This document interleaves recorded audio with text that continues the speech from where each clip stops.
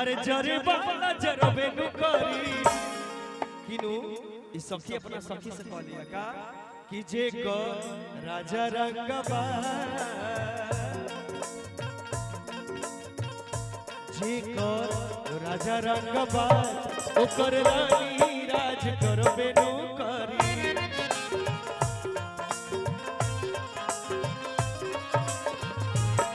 जे को राजा रंगबा ओकर रानी राज करबे नु करी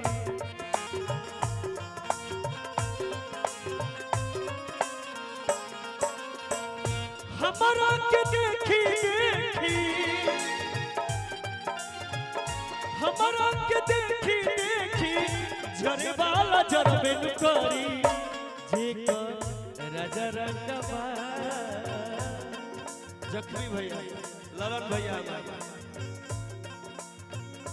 जे को राजा रंगबा ओकर रानी राज करबे नु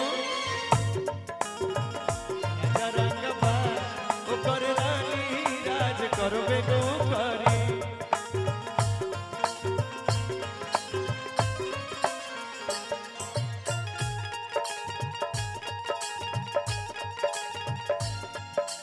पप्पू भैया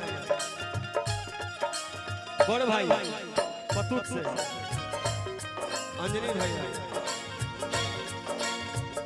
आहा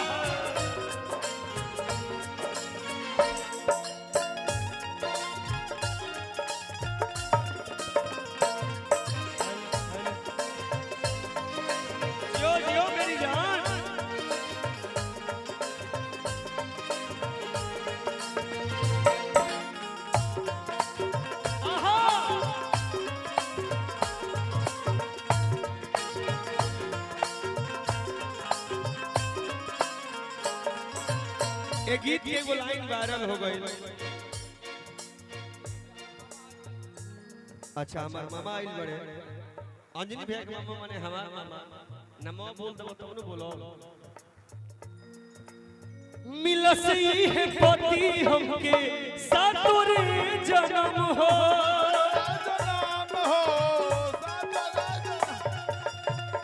लाखों में एक बाणे हमरो बलम हो लाखों में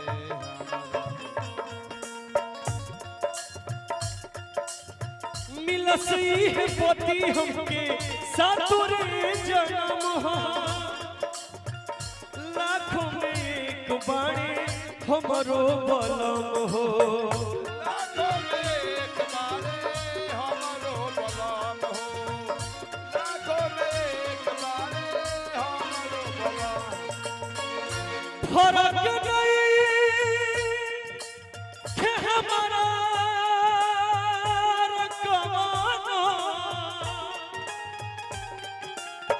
फर्क नहीं के हमारा कवनो फर्क नहीं के हमारा कवनो कहे वाला कहबे करी अभी पुरस्कार आई था हमार नीरज भैया की तरफ से पमेरी कोट नीरज भैया मुन्ना भैया बोलो जी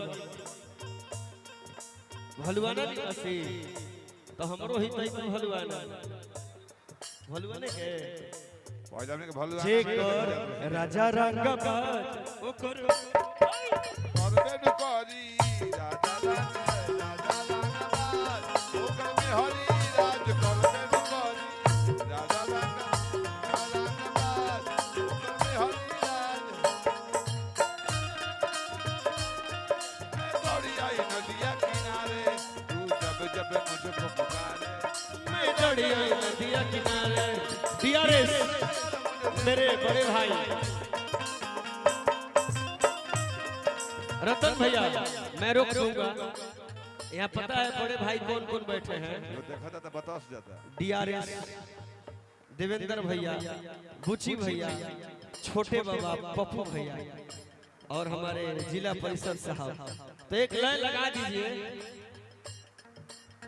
हीरो हमारा राजा जी के हीरो हमारा राजा जी के जनला जहानमा लाइसेंसी रंगा सोना जी ए जे हम तय कर देता ने पहले डीआरएस म्यूजिक में नहीं जाए के, पहले दीपक तिवारी के यहाँ आवे के। ऐसे कि जे डीआरएस म्यूजिक भी बा वो दीपक तिवारी भी बा, आ हमार बड़ बड़ तो पहले हमरा के यहाँ आवे के बा, बाकी हम समझ ले डीआरएस। हीरो हमारा राजा जी के, हीरो हमारा राजा जी के, जानेला जहानमा लाइसेंसी रंगदार होवे, हमरो सजनमा लाइसेंसी रंगदार होवे,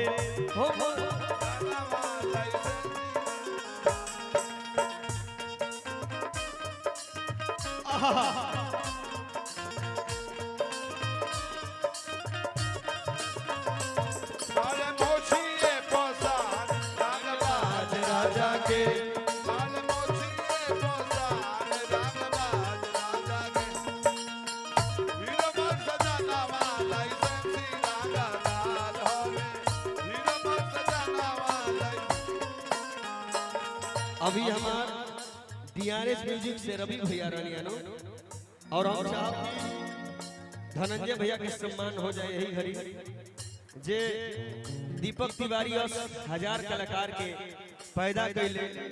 और प्रेम देले, चाहे वो कल्लू भैया हो, पवन भैया हो, अभिषेक भैया, रुको हो रुक जा है रतन भैया रुको